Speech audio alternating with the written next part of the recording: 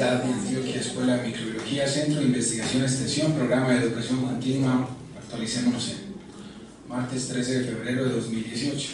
Muy buenas tardes. Iniciamos el presente acto con la siguiente frase de reflexión: si quieres ser sabio, aprende a interrogar razonablemente, a escuchar con atención, a responder serenamente y a callar cuando no tengas nada que decir. Esto lo dijo Johann Caspar Lavater, un filósofo y poeta suizo. Antes de dar inicio a este encuentro académico, solicitamos a las personas poner sus celulares y equipos de telecomunicaciones en modo discreto. Este encuentro tendrá un registro audiovisual que será alojado en nuestro canal de YouTube. Es de la Escuela de Microbiología de la Universidad de Antioquia. Causa de gran satisfacción el compartir con ustedes el inicio de nuestra actividad académica. Saludamos de forma especial a la profesora Ingrid Mercedes Melo Amaral, quien será nuestra conferencista en la tarde de hoy. De igual forma nos acompañan profesores, estudiantes, egresados, empleados, amigos de la escuela y demás invitados que nos honran con su presencia. Damos inicio pues a la programación del día de hoy con la presentación de la conferencia Cáncer Anal y VPH, a cargo de la profesora Ingrid Mercedes Melo Amaral, quien es médica cirujana de la Universidad Centro-Occidental Lisandro Alvarado de Venezuela, especialista en coloproctología de la del Hospital Universitario de Caracas, directora de posgrado de coloproctología del Hospital Domingo Luciani, del Instituto Venezolano de Seguro Social. También es coloproctóloga de la Universidad de Colono Recto y Llano, Centro Clínico Leopoldo en Venezuela, y es presidente de la Sociedad Venezolana de Coloproctología. Bienvenida.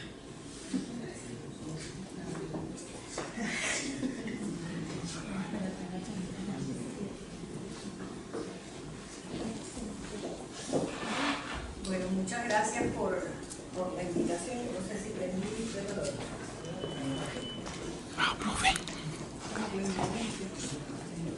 Muchas gracias por la invitación. A Marlene, que está entrando, a Daniela y a todos los que están en el proyecto, a ella especialmente porque he estado en contacto todo el tiempo durante estos 4 meses para poder llegar aquí. Y bueno, entre las agendas se planteó la realización de esta charla titulada Cáncer Anal y VPH.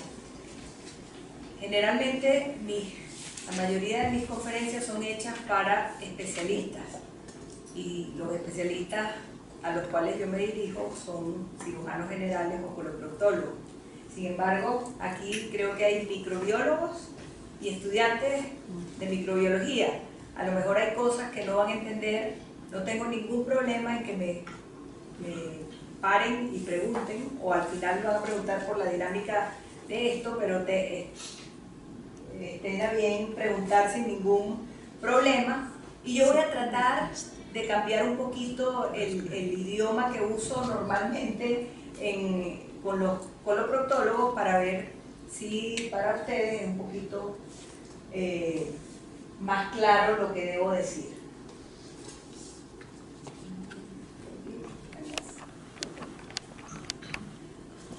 Y el problema del cáncer anal y VPH es un problema de salud pública, como ustedes saben. Antes el problema de la homosexualidad no era tan frecuente. Cada vez es más frecuente, y no solo la homosexualidad, sino la promiscuidad. Entonces, esto es una patología de hombres y de mujeres de manera similar. Desde la historia, el cáncer anal, la promiscuidad sexual y las relaciones hombre-hombre son frecuentes, pero nosotros no lo sabíamos. Si nos vamos a la historia antigua, a Grecia, ya se describía la relación anal entre hombres y jóvenes, en especial los de la clase alta. En Roma no era bien visto que un hombre, un ciudadano romano, tuviera sexo anal con otro, pero si lo hacía con un esclavo era normal. Hay un poeta lírico, Horacio, 65 años antes de Cristo, que miren el poema, ¿no? Esta frase del poema: cuando la entrepierna usa y tienes a mano un esclavo y una esclava, ¿sobre quién saltas enseguida? ¿No preferirás que se te reviente? No, ¿verdad? Por supuesto que no. Me gusta el sexo fácil y accesible. Quiere decir que en este poema, pues, lo que tuvieras era válido. 65 años antes de Cristo. Alfred Kinsey, en 1948, reconoció el potencial erótico del área anal. Grafenberg fue el que descubrió el llamado punto G. Estudios recientes demuestran que tanto hombres como mujeres demuestran que disfrutar del sexo anal de manera similar. Aproximadamente el 60% de las parejas heterosexuales lo han intentado al menos una vez, y entre el 20 y 30% lo practican con regularidad. Cuando nosotros estamos en nuestra consulta, cuesta a veces que una mujer diga si tuvo o no relaciones anales. ¿Por qué hago énfasis en esto? Puesto que las personas que tienen relaciones anales son las personas que tienen riesgo: homosexuales, heterosexuales o bisexuales. El par de colaboradores en el año 2000 encuestó 1.000 hombres homosexuales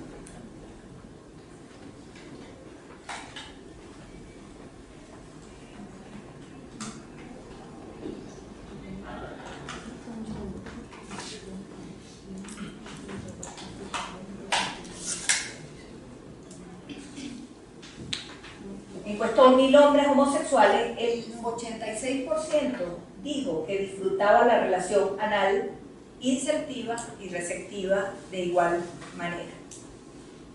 Entonces vean lo que hay en la historia de las relaciones sexuales y de dónde comienza el problema, si le queremos llamar problema. Múltiples son las enfermedades que normalmente vemos por transmisión sexual: clamidia, sífilis, gonorrea, herpes, tricomoniasis, la ladilla, la hepatitis B, el virus del papiloma humano y el HIV, pero el tema nuestro central va a ser el virus del papiloma humano.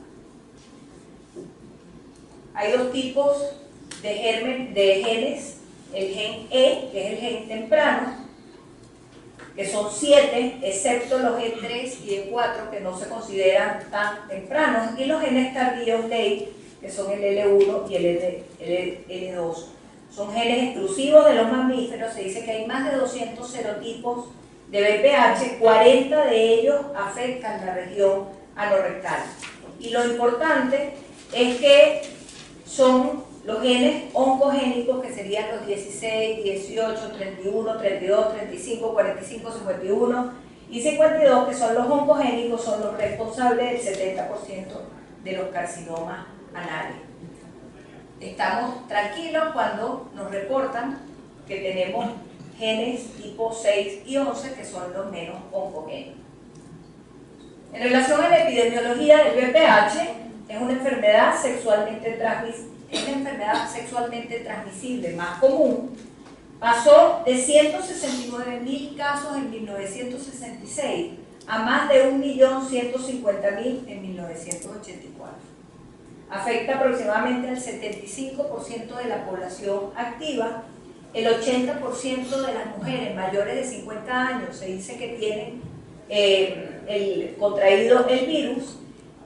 Tiene una asociación directa con el SIDA y con la inmunosupresión, está asociado frecuentemente, y la incidencia es de 12.2 en lesiones intraepiteliales anales en todo paciente que tenga antecedentes de importancia, y por tanto debemos hacer énfasis en cuál es la población de riesgo. 0.8 por cada 100.000 hombres sanos, 30 de cada 100.000 hombres que tienen relación con hombres sanos y 70 de cada 100.000 hombres HIV positivos. Esa es la frecuencia con la cual se presenta. Tiene una prevalencia de 1 a 4% de todas las neoplasias del tracto gastrointestinal, pero al relacionarnos con el cáncer de canal anal, se está aproximadamente en el 2%. Es más frecuente en las mujeres en una relación 2 a 1 y afecta preferentemente a personas maduras o ancianas. El cáncer generalmente se presenta en población adulta y el cáncer anorrectal no está exento de ellos. Ha bajado la incidencia por la presencia del VPH. En los últimos 20 a 30 años, la incidencia se ha incrementado hasta 96% en hombres y 36% en mujeres. Debe destacarse que el factor de riesgo más importante es el VPH. En este estudio de la Clínica de Norteamérica de Cirugía Oncológica del 2004, reportan la relación que tiene el VPH con, la relación que tiene el cáncer con su asociación con el VPH y que se transmite de manera directa y tiene que ver con el contacto con la piel y la región perianal, entonces está en completa relación con relaciones sexuales anales. Los factores de riesgo más frecuentes o los factores de riesgo que debemos tomar en cuenta es la historia de displasia cervical o cáncer, HIV, pacientes HIV con un conteo de CD4 bajo tienen un riesgo entre 30 a 100% más que la población normal. Los pacientes que tienen relaciones sexuales hombre-hombre, que son HIV negativos, tienen una probabilidad de un 37% versus los que son HIV positivo, que tienen la probabilidad de un 75%, un riesgo de un 75% de tener cáncer anal. Los serotipos 16, 18, 31, 33 y 35 con potencial maligno, recordemos que está presente en el 80-90% de todos los cánceres del canal anal. Como cualquier tipo de cáncer, el tabaquismo es un factor de riesgo bastante importante. El número de relaciones de parejas sexuales es bastante importante. Las relaciones sexuales anales son uno de los elementos que debemos tener en cuenta.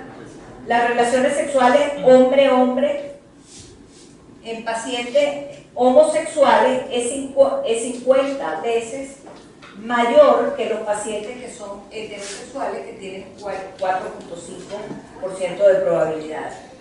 Los pacientes trasplantados son pacientes también de riesgo porque recuerden que están inmunosuprimidos. Los antecedentes de cáncer de vulva, neoplasias intraepiteliales de alto grado vulvaro cervical, también lo tenemos que tomar en cuenta como factor de riesgo. Y entonces decimos que la neoplasia intraepitelial anal, que es una displasia intraepitelial, va a degenerar con el tiempo en lesiones tumorales que pueden llegar hasta ser invasivas. Nosotros debemos tomar en cuenta cuáles son los factores más importantes y entre ellos está la inmunosupresión, y por eso los factores que aparecen como principal influyente en la evolución de las neoplasias intraepiteliales es el HIV, los pacientes con potencial oncogénico de VPH, recordemos que deben ser los 15, 18, 31, 35, la carga viral de VPH también es importante, la confección por genotipos de diferentes VPH y el estado inmunológico del huésped. Los pacientes con un CD4 menor de 200 tienen, por supuesto, un riesgo superior. Y para esto nosotros debemos, o hay estudios que demuestran la manera de detectar precozmente las neoplasias intraepiteliales en pacientes que tienen alto riesgo. En este estudio se trató de ver los pacientes infectados con VPH durante más de 15 años de evolución que tenían incidencia en el cáncer anal de 12 veces más que aquellos que tenían una duración menor. Es decir, pacientes infectados que ya se ha diagnosticado durante más tiempo, debemos tener mucho más cuidado porque hay que estar, es posible que ellos con el tiempo, la inmunosupresión incluso Aun cuando el conteo de CD4 pueda estar dentro de lo normal, hay que estar pendiente de la posibilidad del desarrollo de un cáncer anal. El patrón de oro para el diagnóstico de estas lesiones de canal anal es la biopsia anal, a pesar de que se hace inicialmente un tamizaje, una búsqueda con una citología inicial y una anoscopia de alta resolución, pero la biopsia es la que va a dar el resultado definitivo. Más o menos queda una imagen similar a esta cuando se hace una biopsia del canal anal. El 10% de los pacientes con condilomas presentan diferentes grados de neoplasias intraepiteliales. Pero para encontrar estas neoplasias tenemos que hacer un seguimiento adecuado. El diagnóstico debe hacerse por paso, y aunque la biopsia sea el patrón de oro, para llegar a esa biopsia tenemos que tener algunos factores que nos digan que este es el paciente candidato a realizarle tal estudio. No vamos a hacerle la biopsia del canal anal a todo paciente que sea HIV porque no está indicado. Entonces, lo primero que debemos hacer es una citología anal, que es una técnica sencilla, creo que ustedes la conocen bastante, en donde se obtienen varias células, un número importante de células para su diagnóstico. Se hace a través de la colocación de un hisopo en el canal anal, y luego de esta se hace un extendido en una lámina portaobjeto y posteriormente se fija con alcohol. Tiene una sensibilidad de un 69 a un 93%, con una especificidad de un 32 a un 59%. Tenemos una clasificación que usamos de neoplasias intraepiteliales, igual que para como hacían la clasificación de las neoplasias del cervix, del NIC. En este caso se utiliza el NIA.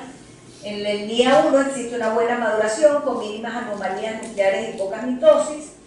Pueden verse cambios citopáticos debido a la infección de BPH en todo el espesor del epitelio, esto es lo característico, todo el espesor. Cambios celulares en el NIA2 displásicos restringidos sobre todo a la mitad o a los 2/3 inferiores del epitelio, con anomalías nucleares marcadas. Pueden verse figuras mitóticas en toda la mitad inferior de dicho epitelio, y en el NIC3 la diferenciación y la estratificación pueden faltar por completo y existir solo en la superficie del epitelio con abundantes figuras mitóticas. Las anomalías nucleares aparecen en todo el espesor del epitelio y se ven muchas figuras mitóticas anormales.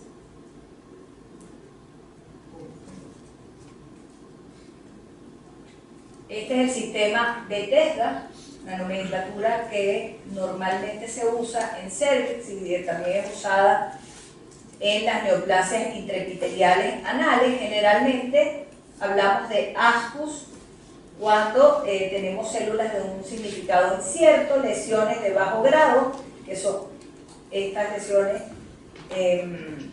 LC y L, y las de alto grado, que son las lesiones intraepiteliales escamosas de alto grado. Entonces estas tres es la nomenclatura que nosotros usamos. Ya aquí nos salimos de las lesiones intraepiteliales y ya se trata de un adenocarcinoma. Si comparamos una con la otra, las neoplasias de bajo grado se corresponden con las NIA1 y las neoplasias de alto grado se corresponden con los NIA2 y 3. Pero ¿cómo reducir el riesgo hacia el cáncer anal y el BPH? En este estudio, donde se trabaja con el costo-efectividad en una corte hipotética de pacientes con HIV negativo, homosexuales y bisexuales, se obtuvo que el aumento de la esperanza de vida con citología, haciéndola cada 3 años, fue 5.5 meses superior. La detección cada 3 años aumentó la expectativa de vida 1.8 meses, pero tuvo un costo de $7.000 por año, ajustado a calidad de vida ganado. Y el cribado cada 2 años, pues duplicaba este costo en $15.100 por calidad de vida ganada, en comparación con el cribado cada 3 años. Entonces, al final de todo, concluyen que hombres homos y bisexuales, la detección cada 2 o 3 años de lesiones intraepiteliales escamosas anales con citología proporcionaba buenos beneficios con una esperanza de vida comparable con cualquier otra medida y que debía ser, y que era la aceptada y que era rentable económicamente. Entonces, en conclusión, cada 2 o 3 años para pacientes simplemente como screening es suficiente la realización de la citología anal. El BPH, las lesiones intraepiteliales comparten ciertas características con las del cervix y la del canal anal, pero es porque en la parte desde el punto de vista histológico y de morfología y de origen tienen características ambos epitelios. Tienen el mismo origen embriológico, tienen factores de riesgo común, ambos son susceptibles al BPH, comparten la citología Bethesda, que es propia del cervix, pero se usa en el ano. Ambos tienen una unión escamocilíndrica y tienen una histología que podemos denominar como de bajo y alto grado en ambos. La diferencia es que el cervix no tiene unión mucocutánea, el ano sí. La terminología colposcópica pertenece al cervix, pero las neoplasias anales la toma prestada. Tanto el cáncer como la patología inflamatoria no es dolorosa en las lesiones de cervix, mientras que en el canal anal sí, porque son una zona con bastantes terminaciones nerviosas. Generalmente el cervix es un nódulo pétreo, lo que se palpa, mientras que en el canal anal la consistencia puede ser variable, y el epitelio es escamoso y glandular en el cervix, mientras que en el ano es un epitelio escamoso completamente. Entonces, cuando decidimos hacer, una vez que ya tenemos los pacientes seleccionados a través de la citología y nos reportó algo, vamos ahora a lo que sería la anoscopia de alta resolución. Debemos tener ciertas condiciones básicas a la hora de realizar una anoscopia. Un material básico como es lubricantes, anestésicos, el ácido acético, el lugol, los hisopos, gasas, guantes, formol, el suero fisiológico, frasquitos donde vamos a colocar las biopsias, la pinza para hacer la biopsia y por supuesto siempre el electrocoagulador por la posibilidad de tener un sangramiento que no podemos controlar solo con presión. Se deben hacer unas recomendaciones que son básicas para cualquier exploración anorectal. El paciente generalmente le pedimos, en primer lugar, estos que eviten el sexo anal, que orinen porque los ponemos a pujar, y además que la manipulación del ano en algún momento puede aumentar la sensación de ganas de orinar. Y lo otro es colocar un enema que puede estar entre 6 y 2 horas antes del procedimiento. La idea del enema es simplemente no tener heces para que no nos estorbe y no sea fastidioso a la hora de nosotros hacer el estudio. Pero no interfiere, es diferente en el caso de la citología anal. Si eso está lleno de heces, pues la muestra que ustedes van a obtener, la mantenemos durante 2 o 3 minutos. En el ano, esta mañana hicieron esas preguntas, en el cuello uterino se tiñe más rápidamente, en el ano hay que esperar 2 o 3 minutos para la tinción. Posteriormente a ese procedimiento y haber identificado cuáles son las lesiones acetoblancas, nos vamos a la colocación del lugol, porque recuerden que no todas las lesiones que son acetoblancas son susceptibles o son potencialmente malignas. Entonces vamos a colocar lugol y si el test de Schiller es positivo, entonces esas son las zonas que nosotros vamos a biopsiar. Entonces biopsiamos las lesiones acetoblancas, lugol negativo, y luego de eso pues constatamos la hemostasia de la zona que hicimos, ya sea con electrocauterio o simple presión con gasa. Aquí se describe un lavado antiálgico del ano con suero fisiológico, pero no es necesario. Si nosotros tenemos el seguimiento normal de la anoscopia de alta resolución, si son lesiones de bajo grado, se realiza, pero esto nos lo va a dar la biopsia, Se realiza un control anual o semestral. En aquellos casos que hacemos anoscopias terapéuticas, se indicarán en todo, la terapéutica va a ser en todas lesiones 2 y 3, es decir, lesiones de alto grado. En las lesiones de bajo grado siempre vamos a hacer controles, la biopsia y control. Este es mi lugar de trabajo, el consultorio donde realizamos el anoscopio. Yo tengo un anoscopio donde visualizo de manera indirecta la pantalla del televisor. Es un equipo bastante sencillo y fácil de manipular. Vean la posición en la que, como así normalmente examino a los pacientes, así igualmente hago la anoscopia.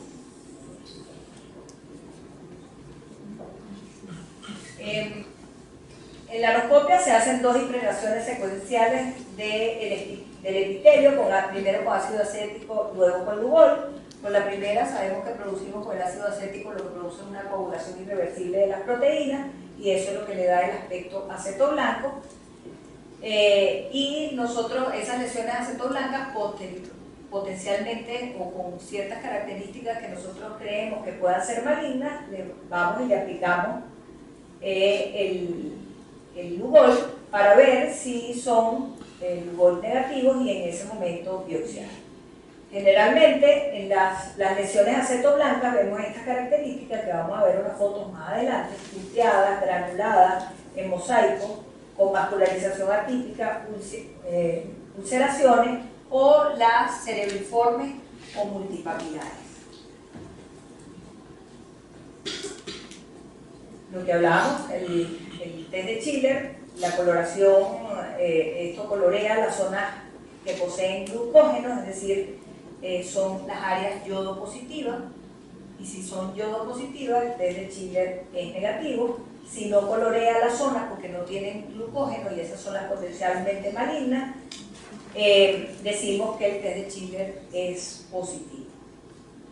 Esta es una terminología colposcópica donde nos dicen más o menos cuando sospechamos algún tipo de lesión, si es, normalmente vemos este epitelio acetoblanco, superficies lisas y bordes irregulares, y positividad leve al yodo, entonces puede ser o no puede ser, pero la biopsia nos va a dar el resultado definitivo.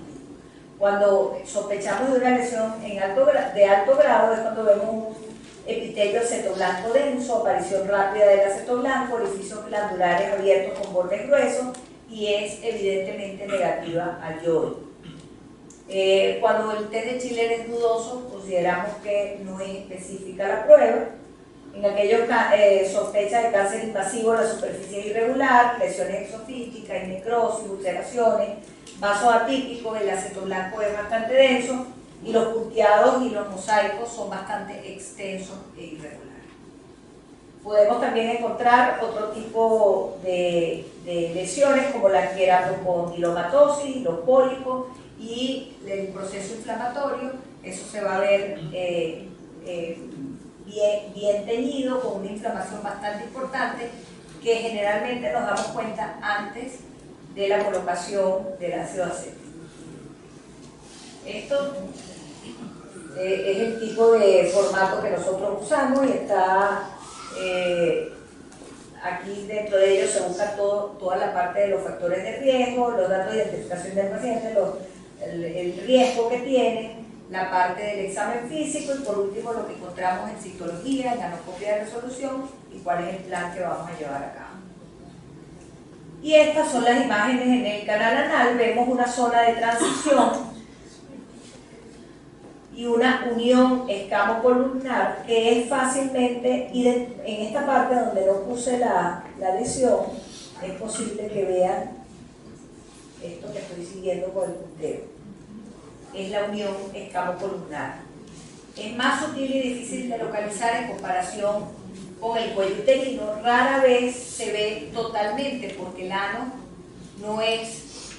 primero que el anoscopio es pequeño, no es como un espéculo vaginal que te da la posibilidad de ver completamente el cuello uterino.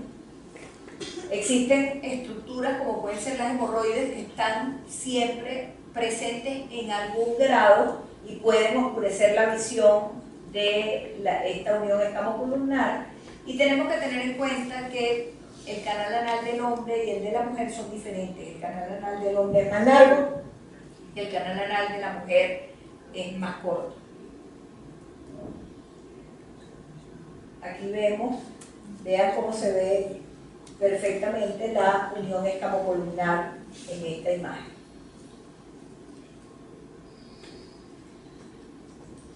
Esto es el margen anal. No solo la colposcopia de alta resolución va también para esta zona, porque esta es zona de asentamiento tanto de BPH y por lo tanto de cáncer, porque el cáncer puede ser del conducto anal o del margen anal. Más lesiones con aceto blanco, teñidas, con un teñido bastante intenso. Vean aquí cómo se ven. Vean, estas son, esto corresponde con esta parte. Esta no se tiñó con Lugol, mientras que en otras son así.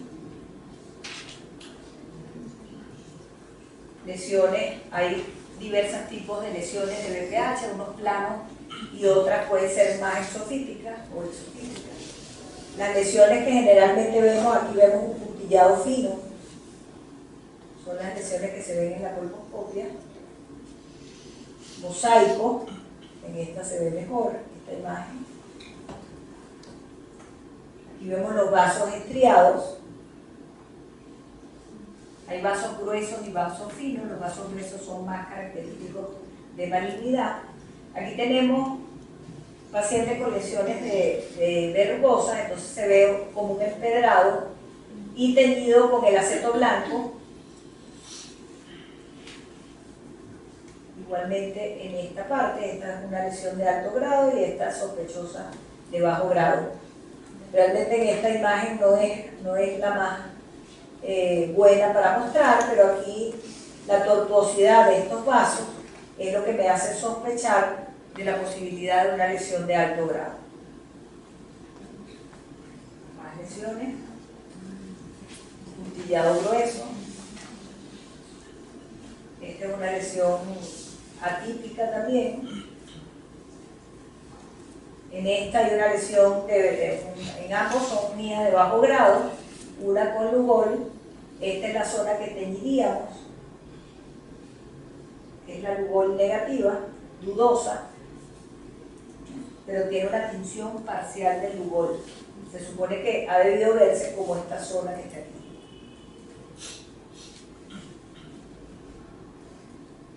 Algunas características de lesiones. Si nosotros, ¿hay ginecólogos aquí?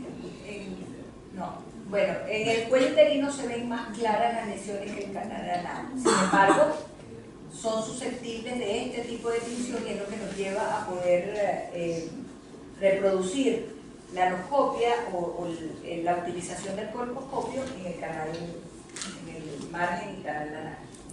Aquí tenemos nuevas lesiones. En esta tenemos un puntillado y vasos atípicos y el puntillado que es bastante grueso. Aquí tenemos puntillados. Y bueno, aquí en vivo tenemos lesiones diversas de BPH.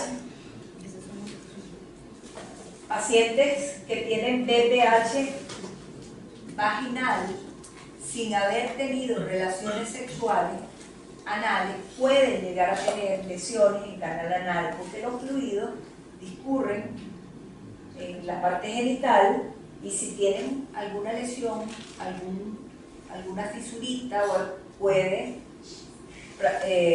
claramente contraer el virus o diseminarse el virus hacia esa zona. Miren cómo se ve, son lesiones muy pequeñitas, pero son lesiones de BPH. Aquí hay lesiones más grandes, esta no está en el margen anal, esta está dentro del canal anal y protruye hacia la luz del canal anal. Miren estas, con otras características. Esta ya está un poco más grande. También, esto es un tumor de Busch-Lowenstein, que es un tumor, es un condiloma gigante. Y el algoritmo que nosotros usamos diagnóstico es este, que es el mismo que publicado por la Sociedad Americana. Se hace el primer cribado es a través de citología. Si la citología es normal y el paciente es VPH positivo, se repite en 1 año. Si el VPH negativo, negativo, se repite en 2 o 3 años. Pero si la citología sale alterada, ya sea de significado incierto o tenga un bajo grado o alto grado, nos vamos a lo que sería la anoscopia de alta resolución y la biopsia. No se deben biopsiar todas, sino las biopsias, las que sean acetoblancas, Lugol negativo. Si ella da normal, vamos a repetir en 1 año la citología. Si le da que es unía de bajo grado, lo vamos a ver cada 6 meses, y si es unía de alto grado, vamos a hacerle el tratamiento que corresponde. El objetivo del tratamiento es prevenir el desarrollo del cáncer anal. Vamos a prevenir las lesiones intraepiteliales precursoras del cáncer anal. Al prevenirlas, también estamos incorporando un alivio sintomático, sobre todo en aquellas de bajo grado, donde el paciente va a presentar comezón, sangrado y dolor.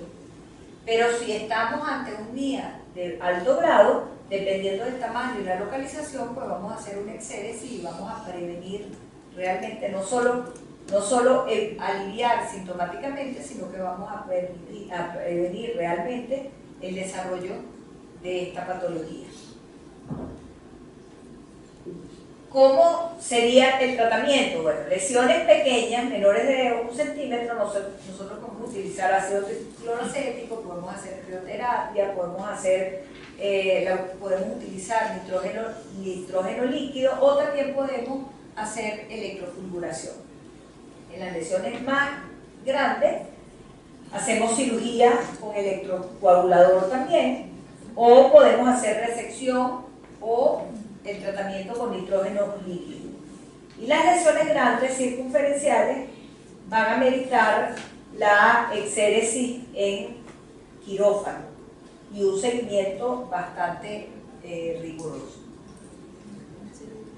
En este trabajo español del 2013 habla sobre cuáles son los tratamientos para la infección del virus del papiloma humano, y ponen varias alternativas terapéuticas. Hay tratamientos tópicos, como lo son el ácido tricloracético, el nitrógeno, el imiquimod, el 5-fluoracilo. Mientras que los ablativos estarían la coagulación, la electrofulguración, el láser y la cirugía. Aquí tenemos algunos de los tratamientos que están en el mercado. No sé cuáles tendrán aquí en Colombia, pero tenemos clorofilina, ácido tricloracético. Nosotros generalmente para el tratamiento de las lesiones bastante extensas lo que usamos es inmunomoduladores, imiquimod al 5%, tiene actividad directa como antiviral, produce citólisis, desempeña un papel en la activación inducida por citoquinas del sistema inmune. Lo usamos generalmente 3 veces a la semana hasta la desaparición completa de las lesiones, máximo 16 semanas. Muchas veces hay que parar el tratamiento porque puede producir eritema. Hay una vacuna también, el doctor Abtaya y Sharon enfocaron el interés en 1982 en una vacuna en donde se colocaban 6 inyecciones consecutivas semanales subcutáneas en el deltoide, pero y había tenido excelentes resultados en el 84%, en un porcentaje de 11% no había tenido realmente resultados satisfactorios, y el 5% simplemente no presentó ningún tipo de resultado, pero debían colocarse o en ese momento inicial se colocó en todos los pacientes. Algunos autores solo recomiendan en condilomas anales gigantes y recurrentes. Actualmente las vacunas se dice que deben ponerse en etapas antes de adquirir el virus. Entonces este trabajo era hecho con toda la población. Otro tipo de tratamientos son estos son teratogénicos, no los tenemos nosotros en Venezuela, pero también están descritos como tratamiento tópico de las lesiones de VPH. El 5-fluoracilo lo usábamos antes del imiquimod. Inhibe la síntesis de ADN, se coloca una vez a la semana durante 6 semanas. El interferón también es otro de los elementos que se usan con frecuencia, pero y era bastante importante sobre todo en pacientes HIV positivos. Aquí hay un estudio donde muestra la utilización de todos ellos, pero realmente de todos, tanto el imiquimod como el 5-fluoracilo, la utilización con ablación con electrocauterio. El imiquimod tuvo en este trabajo una respuesta superior. La crioterapia también, pero hay que tener mucho cuidado porque produce necrosis en la zona de la piel circundante a las lesiones. Esta es la vacuna que se empezó a crear o que se está trabajando desde el año 2009 por la FDA, pero necesita que el paciente tenga entre 9 y 26 años, que no haya adquirido ningún tipo de contacto o haya estado expuesto. Entonces imagínense ustedes vacunar preventivamente a toda la población a esa edad como parte del sistema de vacunación. Bien complicado. Estos son algunos casos quirúrgicos nuestros en donde vemos una lesión bastante extensa, pero sabemos que esto no va a sobrepasar el epitelio, las lesiones, entonces hay que hacer una exéresis de toda la extensión que abarca dicha lesión.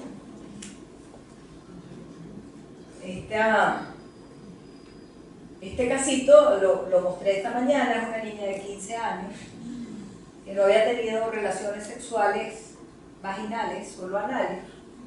La madre la lleva a la consulta porque siempre despedía un olor bastante desagradable y era el condiloma. Nos encontramos con esta lesión, la llevamos a quirófano y este es el resultado luego de un año. Se pudo hacer una exéresis completa y prácticamente no tiene secuelas porque era algo justo en el borde del ano, no comprometía la parte interna y fue resecado con precisión. Este paciente es un adenocarcinoma que inicialmente fue un tumor de Busch-Lowenstein que no fue tratado y degeneró en un carcinoma de canal anal. El tratamiento, él ameritó, normalmente los tumores de Busch-Lowenstein se resecan sin necesidad de terapia adyuvante, es decir, sin radio ni quimioterapia. Este paciente necesitó radio y quimioterapia. Y luego de radio y quimioterapia, esto fue lo que obtuvimos y por supuesto, esta es la pieza total luego de una resección abdominoperineal de recto. Así queda con una colostomía definitiva. En conclusión, la citología del canal anal y la anoscopia de alta resolución son hoy en día el gol estándar para el diagnóstico de las lesiones intraepiteliales de canal anal. La biopsia quirúrgica solo se debería de realizar ante lesiones macroscópicas sugestivas de progresión.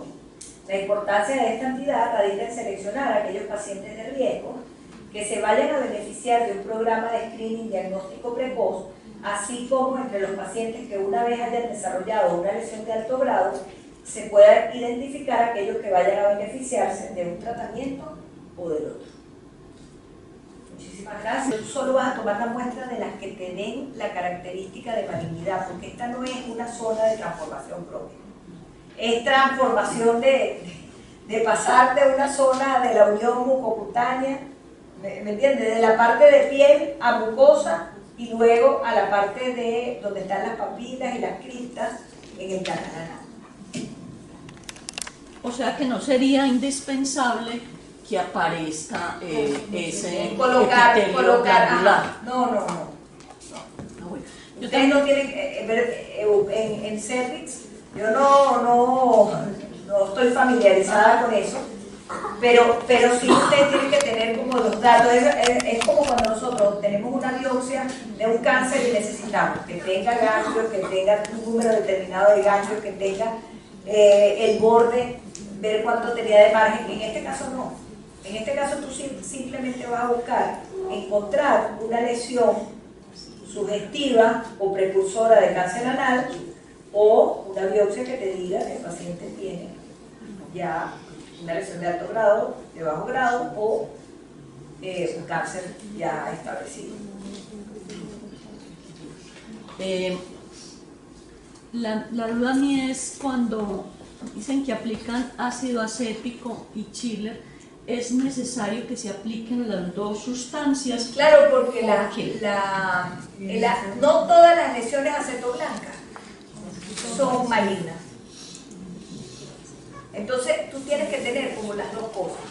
Si es acetoblanca, Lugol negativo,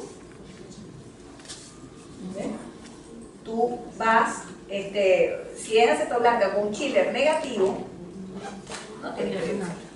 Si es acetoblanca con un chiller positivo, es decir, que no se tiñó, hay que biopsiar. Y la otra pregunta es, ¿qué diferencia hay entre esa vacuna que se aplicó en 1983 y las de ahora? Es que inicialmente esa vacuna fue un estudio, las características, eso lo revisé para traerlo aquí, las características de ella era básicamente, me voy a quedar mal porque no me acuerdo exactamente qué cepas eran las que usaron para la cuestión, pero aparentemente el estudio de la manera como se hizo, pues no dio unos resultados que podían ser reproducibles y por lo tanto es un estudio medio sesgado, ¿no? En ese sentido. La de ahorita, el problema que tiene es que interactúa con pacientes que ya hayan estado expuestos al virus, ¿no? Entonces no se puede aplicar sería muy costoso aplicarlo a toda la población. La anterior no era reproducible según las características y las cosas que hablan los que están en desacuerdo con eso. De hecho, fue algo casi que anecdótico que encontré dentro de la literatura. Entonces no te sé decir, porque incluso en el mismo trabajo, ahí está la referencia, lo puedes buscar y te doy la referencia y no salía en qué consistía la aplicación de la vacuna, decía cómo, pero no decía qué tipo de vacuna era. Otra pregunta, en la práctica clínica, ¿ustedes qué tan frecuente es que existan las lesiones herpéticas y que combinen con las de PVH? ¿Herpéticas en dónde? En el ano. Bueno, para nosotros es BPH todas las lesiones con esas características, toda verruga es BPH hasta que no se demuestre lo contrario, ¿no? Entonces decir que es herpes genital para nosotros es BPH, ¿ven? Porque lo que hay es que hacer la tipificación de viral, ahí ver qué tipo de BPH es, pero el herpes, el BPH es un tipo de herpes. No, lo que pasa es que, por ejemplo, la lesión por herpes es muy diferente a la del papilomavirus humano. Entonces, si es un condiloma plano no vamos a ver nada a simple vista. Si es un condiloma acuminado vemos la verruga y si es un herpes podríamos ver las llaguitas o las pápulas. Claro, pero nosotros decimos eso es BPH. Eso es BPH. Porque a ver, es una lesión, una lesión sospechosa, que es cuando hacemos una citología o algo nos puede decir, no son, generalmente nos reportan BPH. Doctora, yo le quería preguntar, o sea, en Colombia todo el tema de cáncer anal pues es muy incipiente, ¿cierto? Apenas estamos empezando con estas investigaciones. pero veo pues que en Venezuela ya se ha avanzado más en eso en cuanto a la práctica clínica.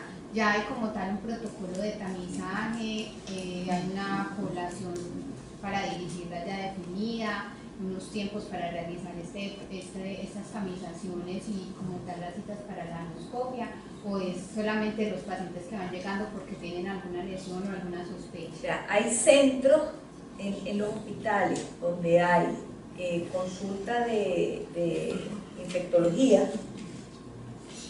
Ahí ese es el lugar donde nos refieren al coloproctólogo para hacer lo que aquí decimos, ¿no? Hay consultas o hay algunos médicos que se dedican más o menos a algo. Nosotros, como tenemos un centro de posgrado y tenemos un hospital, por supuesto, esto lo hacemos con cierta frecuencia. Porque bueno, ellos saben que ahí están los coloproctólogos, les dijimos que nos mandara, hay que hacer la endoscopia de alta resolución, la citología y tal. Que tú tengas un programa en toda Venezuela, para eso no existe. Un programa en toda Venezuela como debería ser con la patología cervical. Eso no está establecido, porque nadie se quiere meter con eso. Ni siquiera nosotros. Ni siquiera nosotros. ¿Por qué? Por el trabajo que tiene. O sea, yo no soy de investigación exclusivamente porque yo ejerzo mi carrera como cirujano. Entonces, ir a la universidad, ir al hospital, entonces, este tipo de cosas se hace dentro de una universidad, con un grupo que quiera, generalmente cuando están en entrenamiento, desarrollarlo. Pero es imposible que alguien se va, a menos que tu consulta sea exclusiva, y pasarán muchos años para que tu consulta sea exclusivamente de BPH, porque entonces tengo que dejar todo lo demás. Bueno, voy a hacer centro de referencia. Por lo menos nosotros con el ECO en Venezuela, ese ultrasonido que les mostré esta mañana es el único que hay en Venezuela.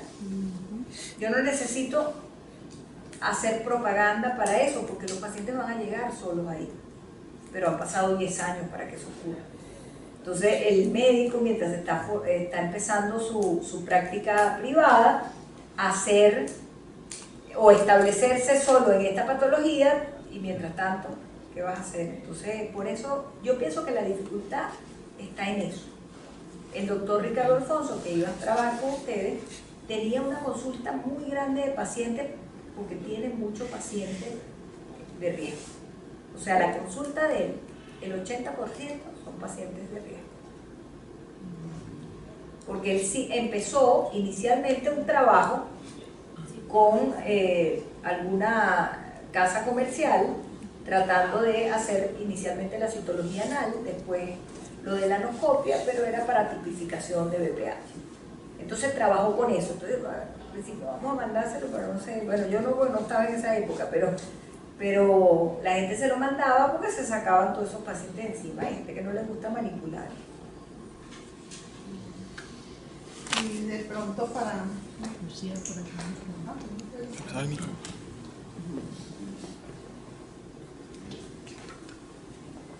Claro, no. No. No, Así sí. Doctora, si un paciente reporta una citología positiva y lo llevan a anoscopia y después del ácido acético y el humo no hay evidencia de lesión, ¿de dónde le tomarían las biopsias? ¿Y cuántas biopsias para que sea representativo? Se le hace una biopsia de 4 cuadrantes.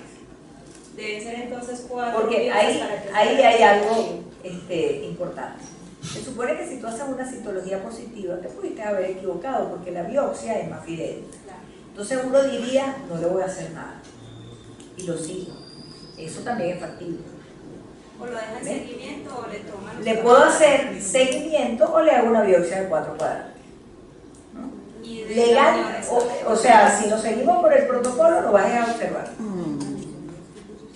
Eso es lo que deberíamos hacer. Pero te digo lo que hace la mayoría. Va a creer en lo que dijo la citología. Porque es preferible hacer una biopsia que quedarse con la duda de si era o no era. Pero podría hacerse también lo que se hace en citología cervicuterina, que es llamar y decir, por favor, relean esa placa. O repetirla, porque es un método prácticamente que no tiene... El problema con la citología anal es que no todos los patólogos están relacionados, están bien duchos en esta parte. Entonces, hay diferencias, hay confusiones, porque están enfocados en, mira, sí, que si no se ve este criterio, que si no se ve esto, que si no... Entonces a veces te reportan como que no concluyente. Y no concluyente, porque hay que hacerle seguimiento estrecho solamente. Quería que de pronto nos ampliara o nos hablara sobre las posibles complicaciones de las anoscopias. Las posibles complicaciones, existen 3 complicaciones principales. Una, el sangramiento. Otra, que generalmente el sangramiento es consecuencia de la biopsia o una hemostasia inadecuada. La otra es la laceración del margen anal por mala manipulación del instrumento y por no hacer las cosas adecuadas a la hora de colocar el anoscopio. Y la otra es el dolor, la proctalgia, porque va a estar sometido durante un rato a una dilatación y el paciente puede presentar cierta molestia. Esas son las 4 manifestaciones post la realización del anoscopio. No hay más nada, todas son fácilmente llevadas, excepto la laceración múltiple del canal anal, que puede ser bastante complicado el postoperatorio si no se le da el tratamiento adecuado.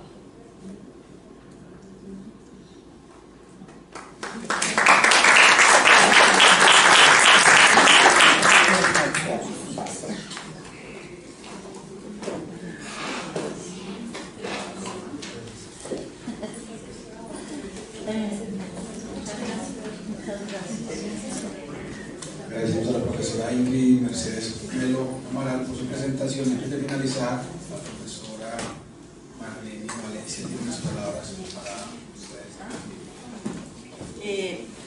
La verdad es que no son unas palabras pues así organizadas respecto a la conferencia que dijo la doctora, sino que es para recordarles que este proyecto se hace bajo lo que tenemos con Colciencias, el grupo de salud sexual y cáncer, y que podríamos decir que somos pioneras en la investigación del cáncer anal, tratando de buscar la prevalencia, mirando cómo validar la citología anal para poder hacer una propuesta de protocolo y poderlo poner como un problema de salud pública de relevancia y que realmente se tenga presente, porque en este momento las autoridades sanitarias no lo tienen como relevante, entonces por lo tanto no se tiene ese protocolo que preguntaba Daniela, que ya me olvidó cómo se llama, que preguntaba Daniela, no hay un protocolo, las personas que son en riesgo no saben qué hacer cuando tienen alguna sintomatología, cómo consultar,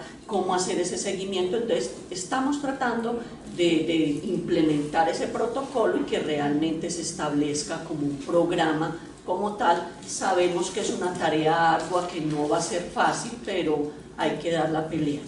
Y de una vez aprovechamos para darle gracias a la doctora Ingrid por haber aceptado nuestra invitación. Ella está haciendo una cualificación a ginecólogos para que elaboren todas esas anoscopias de alta resolución y queden capacitados para poder ofrecer el servicio.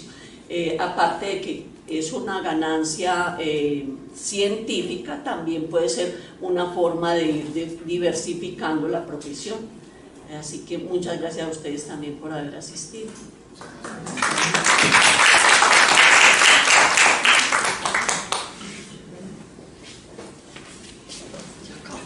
Solicitamos diligenciar la evaluación de la actividad y entregarla al finalizar el evento en la entrada del auditorio.